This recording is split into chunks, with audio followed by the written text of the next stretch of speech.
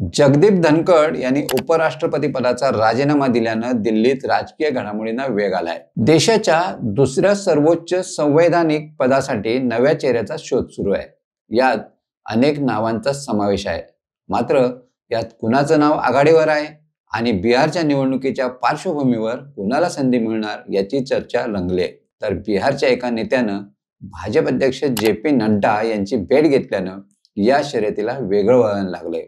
चला पाहूया या राजकीय डावपेचांचा आणि बिहार विधानसभा निवडणुकीशी याचा संबंध काय, कुणाला मिळणार संधी याचा खास रिपोर्ट।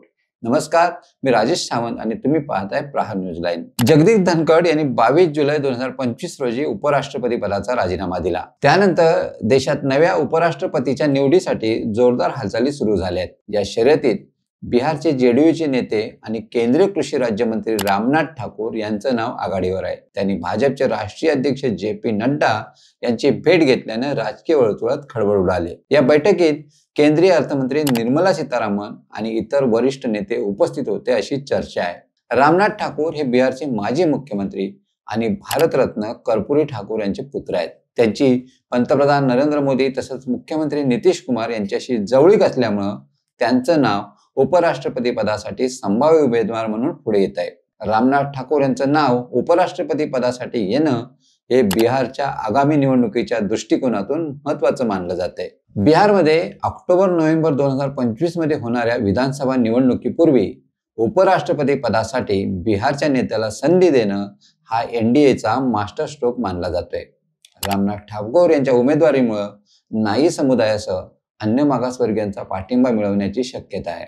याशिवाय नितीश कुमार यांचं नावही चर्चेत होतं, मात्र निवडणुकीच्या काही महिन्याआधी मुख्यमंत्रीपद सोडण्याची शक्यता त्यांनी फेटाळली। दुसरीकडे जम्मू काश्मीरचे उपराज्यपाल मनोज सिन्हा, संरक्षण मंत्री राजनाथ सिंह आणि जे.पी. नड्डा यांची नावं शर्यतीत आहेत। मात्र बिहारमधील राजकीय समीकरण आणि एनडीएच्या क्षेत्रीय रणनीतीमुळे ठाकूर यांचं नाव सर्वात पुढे आहे। निवडणूक आयोगानं उपराष्ट्रपती निवडणुकीसाठी तयारी सुरू केली।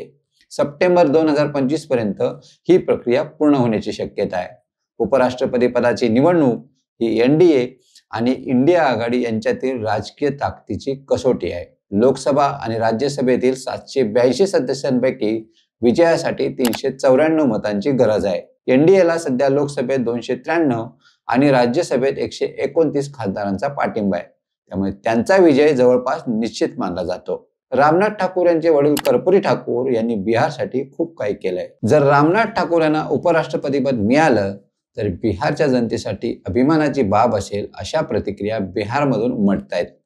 तर बिहारमधील निवडणुकीच्या पार्श्वभूमीवर ठाकूर यांची उमेदवारी एनडीएला सामाजिक आणि राजकीय दृष्ट्या फायदेशीर ठरू शकते। भाजपाची ही रणनीती बिहारमधील विरोधकांना कोंडीत पकडू शकते। बिहारच्या निवडणुकीपूर्वी रामनाथ ठाकूर यांना उपराष्ट्रपतीपद देणं हा एनडीएचा मास्टर स्ट्रोक असेल। यामुळे जेडीयू भाजपा युती बळकट होईल आणि याचा विरोधकांना सामना करावा लागेल। उपराष्ट्रपती पदाची ही शर्यत बिहारच्या राजकारणाला नवी दिशा देऊ शकते। रामनाथ ठाकूर यांचं नाव पुढे येणं हा केवळ राजकीय डावपेचांचा भाग आहे की बिहारच्या जनतेसाठी खरोखरच अभिमानाची बाब आहे, हे उपराष्ट्रपती निवडणुकीपूर्वी स्पष्ट होईल एवढं निश्चित। तुम्हाला काय वाटतं कमेंट्समध्ये नक्की कळवा आणि अशाच नवनवीन व्हिडिओ पाहण्यासाठी प्रहार न्यूज लाईन चॅनलला लाईक, शेअर आणि सबस्क्राईब करायला विसरू नका। धन्यवाद।